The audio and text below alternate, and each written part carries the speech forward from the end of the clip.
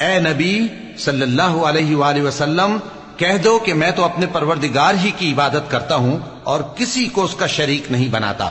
یہ بھی کہہ دو کہ میں تمہارے لیے نہ کسی نقصان کا اور نہ نفع کا کچھ اختیار رکھتا ہوں۔ یہ بھی کہہ دو کہ اللہ کے عذاب سے مجھے کوئی پناہ نہیں دے سکتا اور میں اس کے سوا کوئی جائے پناہ نہیں پاؤں گا۔ ہاں، اللہ کی طرف سے احکام کا اور اس کے پیغاموں کا پہنچا دینا ہی میرے ذمہ ہے،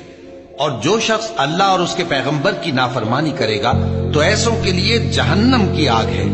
وہ ہمیشہ ہمیشہ اس میں رہیں گے، یہاں تک کہ جب یہ لوگ وہ دن دیکھ لیں گے جس کا ان سے وعدہ کیا جاتا ہے، تب ان کو معلوم ہو جائے گا کہ مددگار کس کے کمزور ہیں اور شمار کن کا تھوڑا ہے۔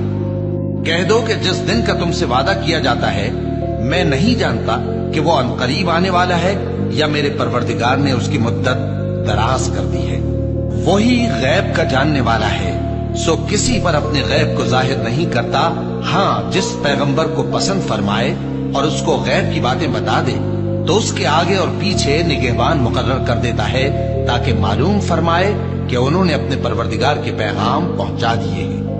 اور یوں تو اس نے ان کی سب چیزوں کا ہر طرف سے احاطہ کر رکھا ہے اور ایک ایک چیز گن رکھی ہے۔